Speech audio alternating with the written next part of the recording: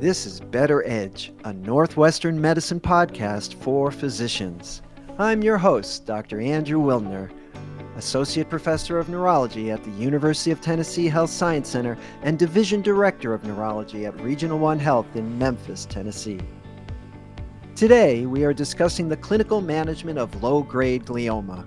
We have three expert guests from Northwestern Medicine joining us today. Dr. Jessica Templer, an epileptologist, Dr. Karan Dixit, a neuro-oncologist, and Dr. Matthew Tate, a neurosurgeon. Welcome, Drs. Templer, Dixit, and Tate. Thank you for having us. Let's start with you, Dr. Tate. Please tell us a little bit about the low-grade glioma program at Northwestern Medicine. Why is it important that low-grade glioma patients receive comprehensive care? Sure. Well, thanks again for inviting us. We're excited to talk with you about our program. The patients with low-grade gliomas are kind of an interesting patient population in that it's a disease that affects relatively young people, kind of at the prime of their lives. Recently having kids, getting going with work, and yet they have this disease that's going to be with them chronically and ultimately convert to a more malignant or cancerous type of tumor. And so it's one of these diseases that we want to be quite aggressive from a medical perspective to treat the tumor, but also keep very much in mind patients' quality of life as they're going to be dealing with the consequences for often decades even. And so the three of us in particular have been interested in seeing these patients for quite a while and thought that it made some sense to kind of have a more focused effort at understanding the disease and how it impacts patients and their caregivers and families. And so that was the kind of this culminated in fairly recently in our establishing the low-grade glioma program here at Northwestern. Thanks for that, Dr. Tate. Now, you mentioned that there might be or could be or always is an evolution to a more malignant form. Dr. Dixit, can you tell us about that, the challenges that patients with low-grade glioma face, that it might get worse or come back? Yeah, certainly. I mean, that's one of the challenges that we see every day. One of the ways we think about this disease is when we meet people for the first time. We're trying to get a sense of like their understanding of the process. When we meet people for the first time with this, with the initial diagnosis, how do you communicate such a disease process to someone that right now you just had surgery, you had a seizure that which led to the diagnosis, you had some sort of operation to remove the tumor. But then we're talking about something that has, a lot of connotation. People come in thinking, it's brain cancer. And certainly that's true, but, not all brain cancers behave the same. The biggest challenges with, people with low-grade glioma is thinking about it in such a long window. It's a long period of time. And so as Dr. Tate alluded to, is we're thinking about the longevity for these patients. And so the challenges is how do we follow these tumors? Or how do we measure response to treatment? How do we measure progression of disease? The current metrics we use right now are good, but, they could be better. Our treatments currently I don't want to say are outdated, but we are using treatments that have been studied over 10, 15 years ago.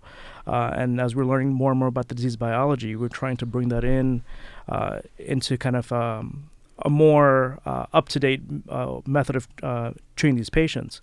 And so that's also one of the challenges. How do we utilize evolving knowledge on how to kind of change the behavior or change the trajectory of their disease. Again, when we think about someone who will hopefully be with us, 10, 15, 20 years, and hopefully even beyond, is really thinking about that from a lifespan. We're thinking about from a quality of life perspective. That includes cognitive function. That includes family planning. That includes seizure control. So many kind of specific facets to patients with disease population that we don't see in some other brain cancers because we're not thinking about these people in such a long period of time, basically. Is malignant conversion inevitable? I mean, yes. I mean, in many cases. So when you think about low-grade gliomas, that's kind of a broad category. Within them, as we learn more about these tumors, over the past 5-6 years, our understanding has evolved to the point where our classification has changed twice. In 2016, the WHO had an update to the brain cancer classification system. It was updated again in 2021, and one of the main changes is utilizing more molecular diagnosis. As a part of that, another update was kind of changing how we classify tumors, and so now we consider tumors based on their grade, for example, and molecular features. So an oligodendroglioma, which is a common low-grade glioma we see, their highest grade would be a grade 3. An IDH mutant astrocytoma that would be classified as a grade 4. Previously, those were called glioblastoma. But unfortunately, to answer your question, yes, grade 2 oligodendroglioma at some point. Hopefully, that's really far from the time we see people, and the goal of management is to delay that transformation. A grade 2 astrocytoma with an IDH mutation, if we see them now, we discuss that, our goal of management is to delay that malignant transformation for as long as possible. But, unfortunately, we do consider an inevitability. Yeah, and if I could just add a little bit, I think it is important to clarify, because we're not really talking about grade 1 gliomas, which are technically low-grade gliomas. Those are typically behave in a benign way, but more grade 2 or infiltrating gliomas are really kind of what we're focusing on in our program. And classically, the terminology is a little confusing, but usually when we talk about low-grade gliomas in the literature, we're referring to grade 2 or these infiltrating kind of precancerous type tumors is probably the best way to think about it, and they do inevitably progress if kind of classified correctly, if you will. Oh, that's very helpful. Now, Dr. Dixit, you mentioned seizures, and Dr. Templer, you are an epileptologist, a specialist in seizures. Can you tell us about the role of seizures in these patients? What happens and how do you treat them? Yes, so unfortunately, a lot of patients with low-grade gliomas are at risk for seizures, and we've now seen that that's largely related to their IDH mutation, which is a common finding within these gliomas. And seizures is often the way that these patients initially present, but unfortunately, they often continue to have seizures or can continue to have seizures after resection or after their surgery. So one thing that we work to do initially, myself and Dr. Tate, as well as the other surgeons, is thinking, what can we do as part of their initial surgery to make sure we're offering them the best possible surgery in terms of not only their oncologic treatment, but also thinking about seizures. And then after surgery, thinking about how we can best manage their seizures. And so often that includes their oncologic treatment if they receive radiation or any chemotherapy, but also thinking about anti-seizure medications. And that's usually where I come in, is talking about what anti-seizure medication should we be thinking about, and in collaboration with the neuro-oncologist and neurosurgeon in coming up with a treatment plan. Is there any role for brain mapping, at the time of surgery to look for the epileptic zone? Has that been proven to be helpful? So that's something that I'm personally very interested in, as well as Dr. Tate, is really understanding. So so there's something called ECOG, which is essentially doing that electrocorticography and doing that recording at the time of the tumor resection. The challenge has been historically that the studies have a lot of them, if not all of them, have been retrospective.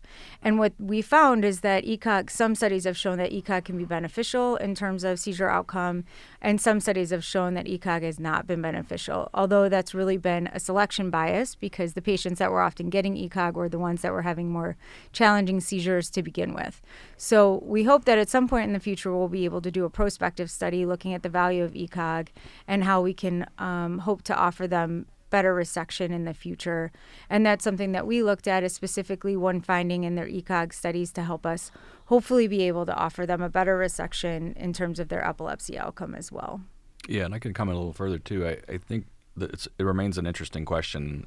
Classically, it's been done, and in my training, it was sort of the general paradigm was if somebody's having refractory seizures, so they're on 2 seizure medications and still having seizures at the time of surgery, then we kind of do a combined seizure focus surgery as well as a tumor oncologic surgery kind of combined. I think there are probably some patients who can benefit from that, even if they have reasonable control of their seizures. And so we have started to do that and tried to start teasing out which patients could be get the most benefit from such a combined approach, because we often might find something close by to the overt tumor is an area of seizure production, and we would want to include that in the resection. It makes complete sense. As seizures are really, I would say, a major impact factor for their, long-term, quality of life and things for our patients. So I think seizures have been undervalued as part of comprehensive care for these patients. Is one of the reasons we, want to develop such a program, and we're lucky to have an expert like Dr. Templer as part of our group. Yeah, I like that. It's incredibly helpful for us to have someone, Dr. Templer, as part of the team, because I'm a neurologist, but I focus so much on the tumor aspect of their care. But, when we see people who are on 3, 4, even 5 seizure meds, these are things where the medications themselves have, additional toxicities. And, a lot of when it comes down to quality of life is we're trying to balance all of these things. And that's kind of one of the aspects of the longitudinal kind of care we're trying to think about these patients is, well, if their seizure is, very kind of short, is a very focal, do you need to be on 50 drugs just to kind of get control of a very focal seizure, and then kind of collaborating and kind of really focusing on the tumor treatment aspect of it. So there's so many kind of nuances that it's really helpful to have kind of her input. We think about seizure semiology, what the seizure looks like. When we look at our patients' scans very closely, we're trying to see, is it something that we can potentially predict? Will a tumor potentially start regrowing in an area that you may not see on an MRI just yet? So these are all kind of helpful things that surely adds to the dynamic in the team. So your comprehensive approach really allows you to individualize therapy for each patient. Yeah, absolutely. That's the idea. Yeah. I think our patients really appreciate that too. Our patients see us walk in the room together and have that conversation together, or maybe one or two of us talk about a plan together, or as Dr. Dixit is discussing next steps in terms of chemotherapy, or Dr. Tate, we're all in the room when we're talking about an upcoming surgery. I think the patients see that comprehensive element too, and really appreciate us talking to them about what are their goals and what is most important to them in these upcoming months and these upcoming years. And that's something that's always been a key part of our discussion and the plan and the treatment plan. Thanks for that, Dr. Templer. Well, let's talk about a particular case. Dr. Dixit, do you have an example? Yeah, there's a very nice young lady we saw.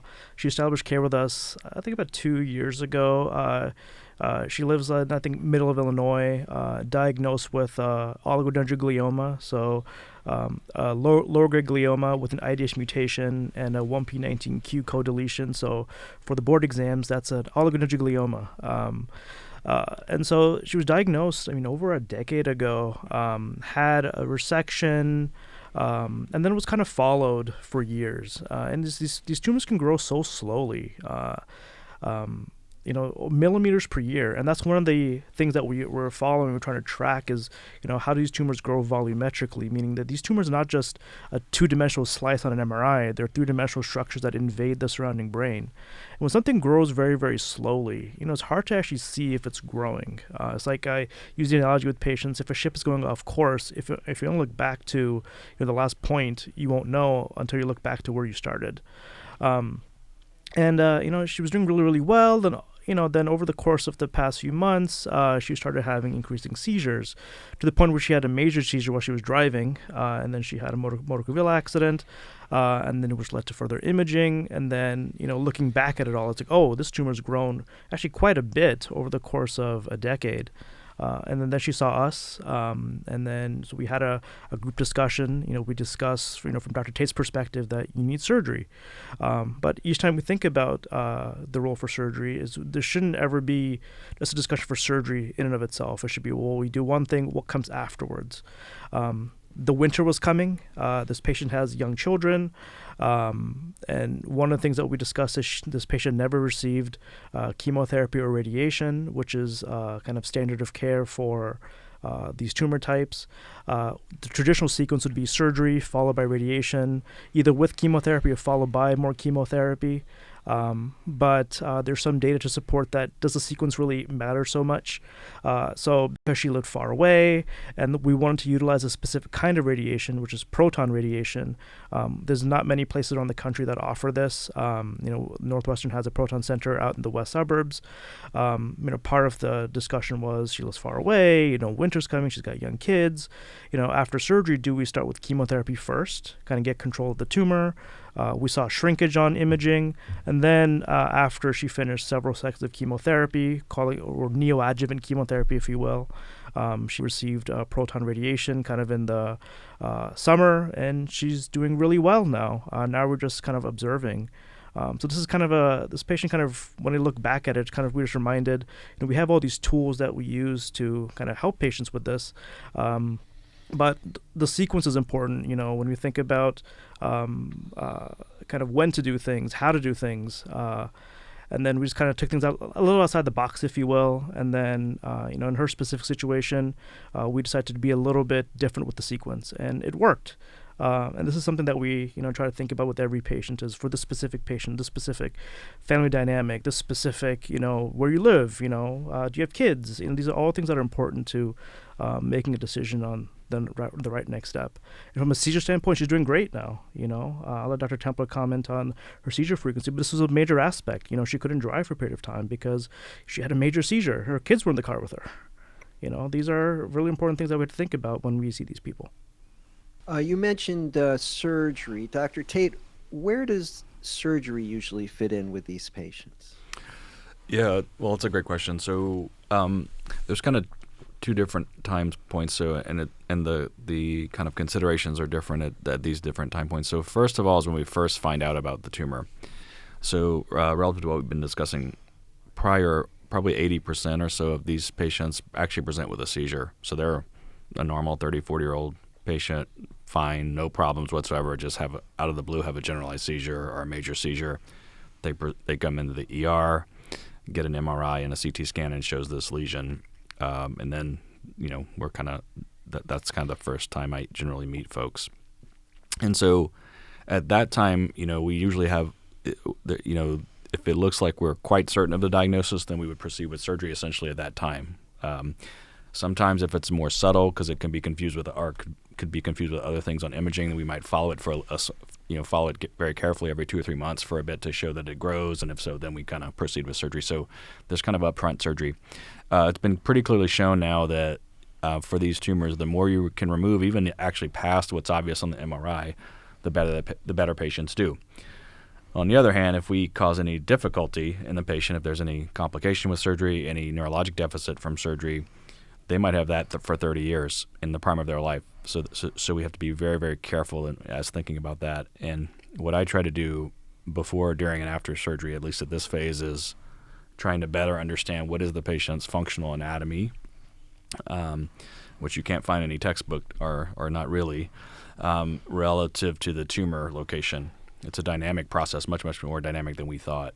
Usually in a good way. Patients can have these obviously actually quite impressive, very large lesions and be, for all intents and purposes, just fine. So we do very comprehensive testing, neuropsychological testing, imaging studies, sometimes EEG if seizures are in the fold. Get all of this information at our fingertips to design the best surgery for them, with the goal of removing as much tumor as we can safely while not harming the patient. And it's kind of a tailored approach. It might make a difference how old the patient is, what are their goals, what are their jobs, what are their hobbies, if they're a dancer, then we have to be very concerned with visuospatial function, whereas that might not be as prominent for another patient. And so, for example, we might map that out during surgery with stimulation-based mapping. That's something I work a lot on, and is kind of my expertise, is trying to remove tumors inside the brain while not harming critical structures. And so that's really the focus. And then inevitably these tumors recur, or more precisely, they grow and they were stable for years, and then now they're growing again. And that's another time we come into play from a surgical standpoint. Or if they're having refractory seizures, that's another time we might think about surgery for them if it makes sense. And there are a lot of, it's actually not well known or well understood what is the right time to come back to operate again. If you think about this tumor, it's slowly growing. Well, when is the right time to intervene? We don't actually know the answer to that. We have some general guidances, but those are, not actually that well worked out. And so that's one of the things we're trying to study is what's the best time to do surgery. Up front, it's an initial diagnosis it's fairly straightforward, but it's not nearly as straightforward when you're 10 years out. Should we do it now? Should we wait 6 months from now? What is our trigger going to be to operate? That's I think a much more open question. Understood. Now, Dr. Templer, in terms of seizure control, Dr. Dixit was telling me that this oligodendroglioma patient presented with a seizure, and then seizures really affected her quality of life. How did you manage those seizures? So up front, her local neurologist had started levetiracetam, which is the most common medication that we see used. And it's commonly used because people generally tolerate it well. It doesn't interact with other medications. We can quickly get it to a therapeutic dose. The challenge is, I would say, is that more commonly, if you ask the right questions, you'll find that patients have mood side effects, irritability, some depression. Especially if you ask their partner, we see it more commonly acknowledged if you ask the right questions. But that being said, in general, it's tolerated. But despite the increasing levetiracetam, she was on a relatively high dose when she had that car accident. And so we talked about other agents. And for her, I used lacosamide because she's a young, otherwise healthy person, had no cardiac comorbidities. Another piece to her care, though, which I think is important to acknowledge, is what Dr. Dixit mentioned about the sort of traumatic component of the fact that her seizures began in her left foot and she was driving and was unable to stop the car fast enough, and she knew she was having a seizure and her kids were in the back seat. And so to comment on, I think, just how traumatic that could be, that she knew it was happening and she couldn't do anything to stop it and knew that she was putting her children at risk, and she had been stable otherwise, and then this kind of happened and quickly progressed to a bigger seizure, was pretty traumatic for her. So we also try to acknowledge that and work with our patients in getting them to see a therapist or working on connecting them with the right people. But for her seizure component, so we started lacosamide, and the most important thing for her was getting the repeat imaging, seeing that we did see progression, and having surgery. And then after surgery, since then, it's always important to reassess at every visit that I meet with patients, do they need these medications and do they need this dose of the medications? And for her, we've been able to lower her meds. She's on lacosamide monotherapy now and is doing very well.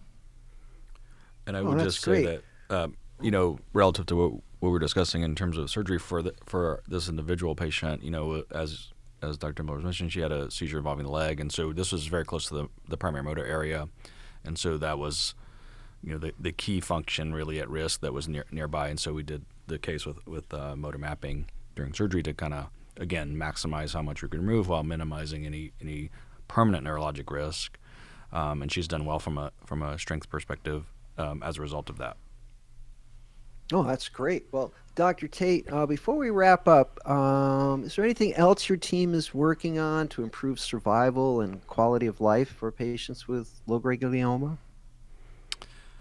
Well, yeah, there are a number of projects, some of which we've alluded to earlier. One of the things we're trying to assess, and we have some funding through Northwestern to look at this, is better assessing quality of life in our patients. I think we use kind of some old school cancer metrics that maybe aren't as relevant for this patient population. This is a very different patient than, say, a 72-year-old gentleman with a glioblastoma and expected survival of 18 months with maximal therapy. So, that's very different. And so we want to make sure that we're kind of assessing how we're doing, frankly. We're decent at understanding progression from a tumor standpoint with imaging primarily, although that could be improved as well.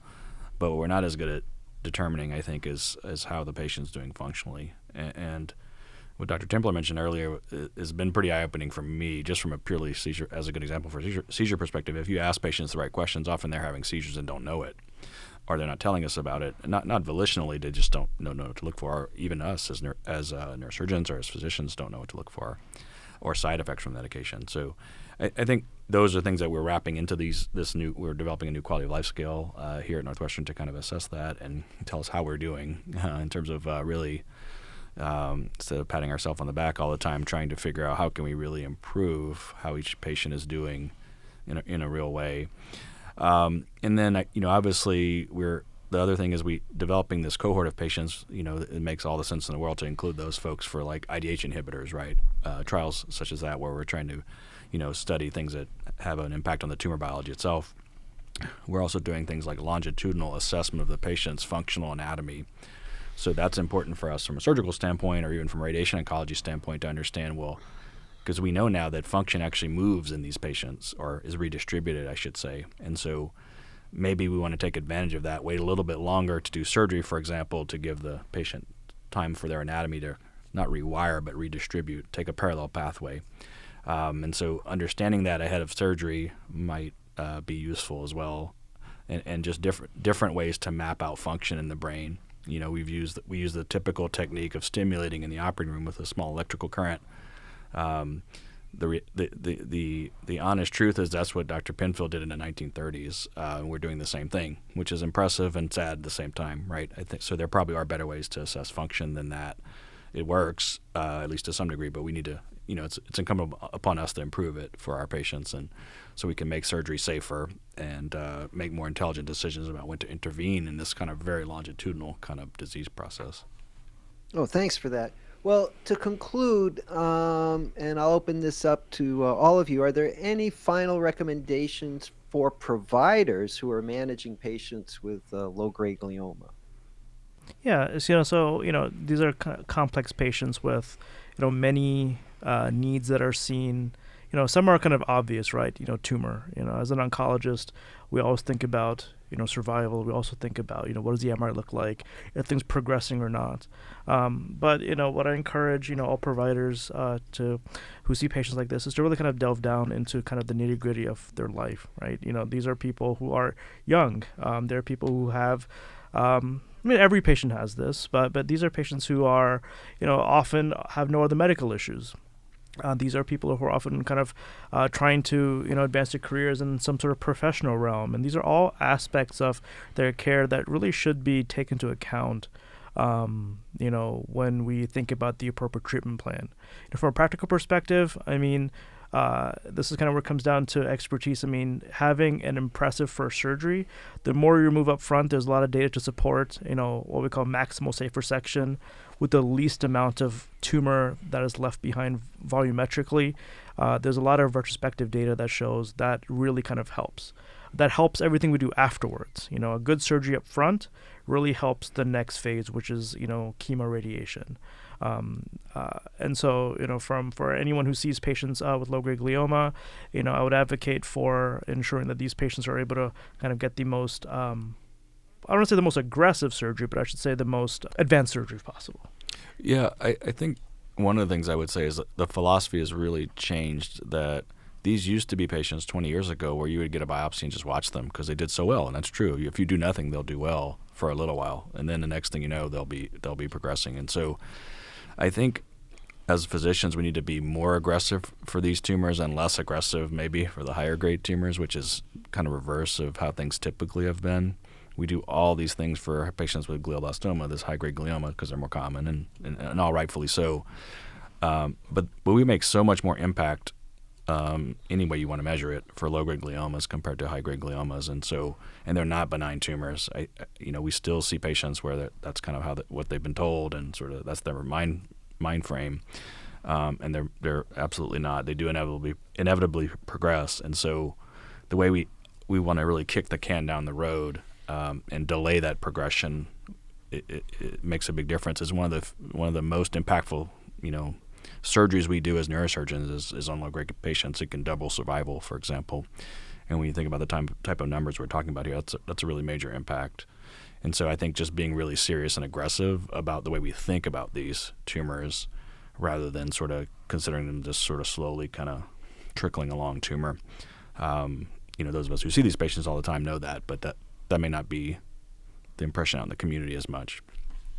Well, it's really exciting for me as a neurologist to hear about the progress that's being made and the progress that is going to be made shortly in the treatment of low-grade gliomas. So Doctors Dixit, Tate, and Templer, Thank you all very much for this informative discussion. Thank you. Thanks Thank for you. having us. To refer your patient or for more information, head to our website at breakthroughsforphysicians.nm.org/neuro to get connected with one of our providers. And that wraps up this episode of Better Edge, a Northwestern medicine podcast for physicians. I'm your host, Dr. Andrew Wilner. Thank you for listening.